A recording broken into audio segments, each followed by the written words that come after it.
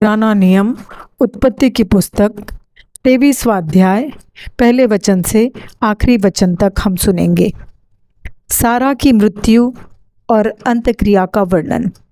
सारा तो 127 बरस की अवस्था को पहुंची और जब सारा की इतनी अवस्था हुई तब वह किर्यतर्बा में मर गई।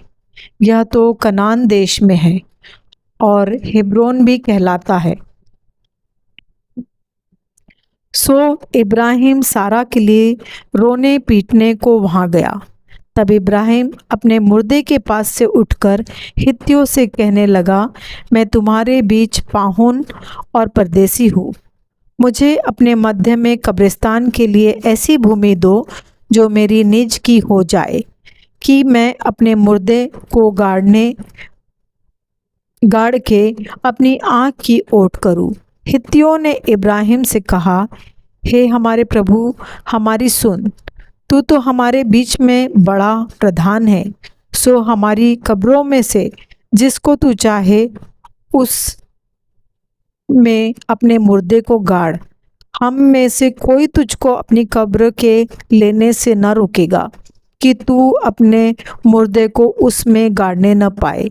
तब इब्राहिम उठकर खड़ा हुआ और हित्तियों के सम्मुख, जो उस देश के निवासी थे, दंडवत करके कहने लगा, यदि तुम्हारी यह इच्छा हो कि मैं अपने मुर्दे को गाड़ के अपनी आँख की ओट करूं, तो मेरी प्रार्थना है कि सोहर के पुत्र एप्रोन से मेरे लिए विनती करो कि वह अपनी मकपेला वाली गुफा, जो उसकी भूमि की सीमा पर है, उसका पूरा दाम लेकर मुझे दे दे, कि वह तुम्हारे बीच कब्रिस्तान के लिए मेरी निज भूमि हो जाए।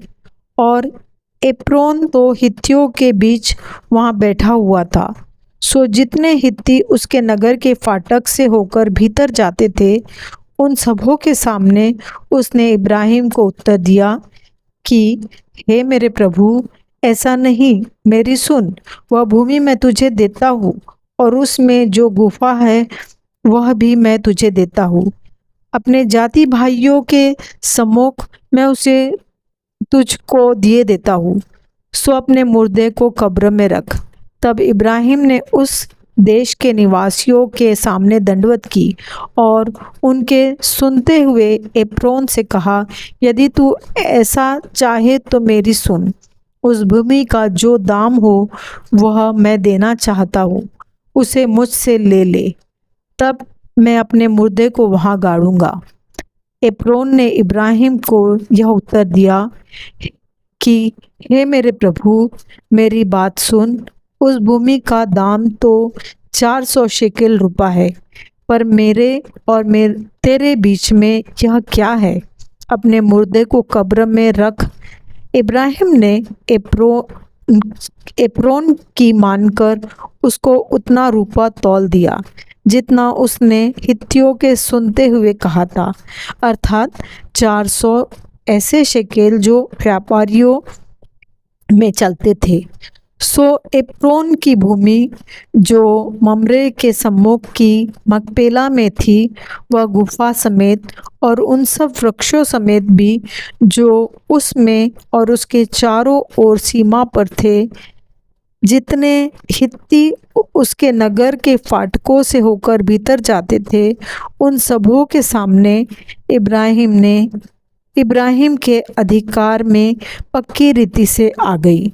इसके पश्चात इब्राहिम ने अपनी पत्नी सारा को उस मकपेला वाली भूमि की गुफा में, जो ममरे के अर्थात हेब्रोन के सामने कनान देश में है, मिट्टी दी, और वह भूमि गुफा समेत जो उसमें थी, हित्तियों की ओर से कब्रिस्तान के लिए इब्राहिम के अधिकार में पक्की रीति से आ गई।